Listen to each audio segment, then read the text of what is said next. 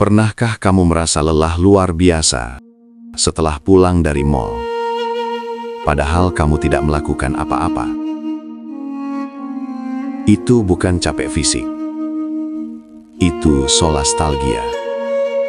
Rasa rindu rumah saat kamu sedang berada di rumah. Jiwamu sakit karena terputus dari ibu kandungnya, alam.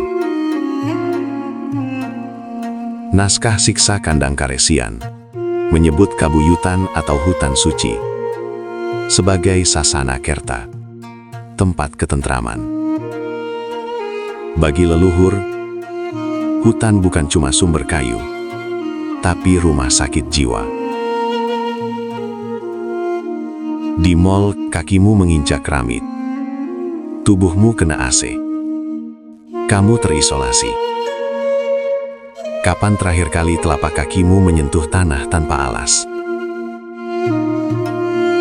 Obat stresmu tidak ada di etalase toko diskon.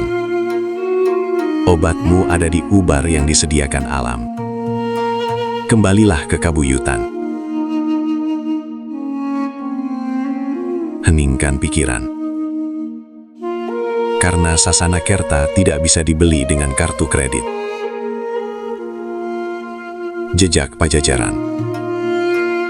Episode depan, kita akan bongkar teknologi menghilang yang asli. Bukan sulap, tapi sains.